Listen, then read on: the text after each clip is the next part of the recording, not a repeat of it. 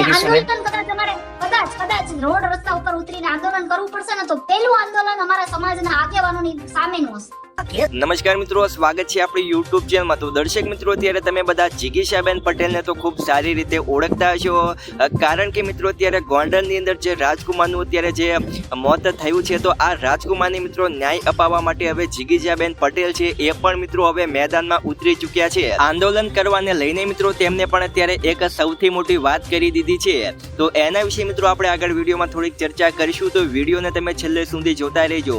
અને ગોંડલના મિત્રો વધુ સમાચાર જોવા માટે આપણી યુટ્યુબ ચેનલ પર નવા હોય તો આપણી યુટ્યુબ ચેનલને સબસ્ક્રાઇબ પણ કરી દેજો. તો અત્યારે મિત્રો તમને બધાને ખબર છે કે ગોંડલની અંદર જે રાજકુમારનું અત્યારે જે રહસ્યમય તરીકે મોત થયું છે, તો આના કારણે મિત્રો રાજકુમારને મિત્રો ન્યાય મળે તેટલા માટે મિત્રો અત્યારે ઘણા બધા લોકો છે તેના સમર્થનમાં મિત્રો આવી રહ્યા છે. હવે જિગીશાબેન પટેલે મિત્રો એવું કહ્યું કે આગામીના સમયમાં જો જરૂર પડશે અથવા તો અમને એવું લાગશે તો અમે અમારા તમામ મોટા વડીલોને લઈને આગામીના સમયમાં ગોંડલમાં અમે આંદોલન પણ કરી શકીએ છીએ. એવું મિત્રો અત્યારે સૌથી મોટું નિવેદન છે એ મિત્રો અત્યારે જિગીશાબેન પટેલનું સામે આવી રહ્યું છે. અને બીજું મિત્રો અત્યારે જિગીશાબેન પટેલે એવી પણ વાત કરી છે કે જ્યારથી પણ આ કેસ બન્યો છે, એટલે કે આ કેસની અત્યારે ઘણો બધો 1 મહિનાથી પણ વધુનો સમય થઈ ચૂક્યો છે, અને આમ છતાં પણ પોલીસે હજુ સુધી કોઈ પણ જાતની FIR ફાડી નથી. અને વધુમાં મિત્રો જિગીશાબેન પટેલે એવું પણ કહ્યું હતું કે અત્યારે પોલીસે જે પણ CCTV ફૂટેજ જાહેર કર્યા છે, તો આ CCTV ફૂટેજ અધૂરા છે.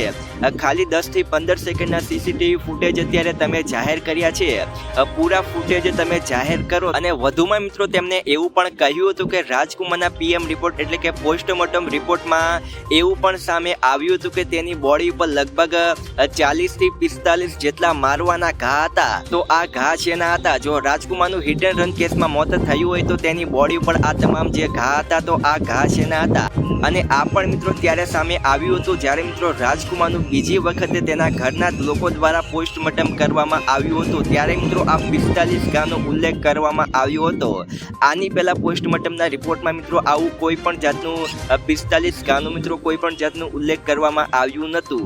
તો હવે મિત્રો તમારું શું કહેવું છે આ ઘટના વિશે તમે જરૂરથી નીચે કમેન્ટમાં લખી અને જણાવી શકો છો. તો ગોંડલના વધુ સમાચાર જોવા માટે મિત્રો આપણી યુટ્યુબ ચેનલ પર તમે નવા હોય તો આપણી યુટ્યુબ ચેનલને સબસ્ક્રાઇબ કરી દેજો. તો મળીએ નવા વિડીયોમાં.